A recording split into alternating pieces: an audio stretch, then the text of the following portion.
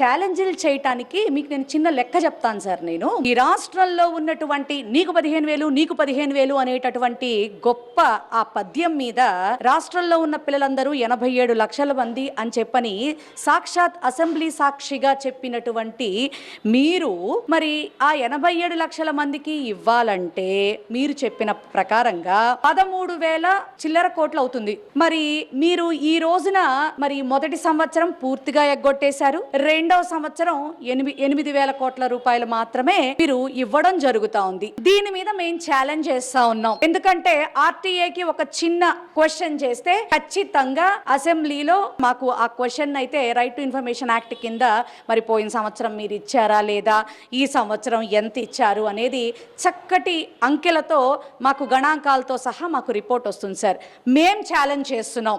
గత సంవత్సరం మీరు ఇవ్వలేదు, ఈ సంవత్సరం 2,000 మీరు మెయింటెనెన్స్ కింద తీసుకుంటున్నారు.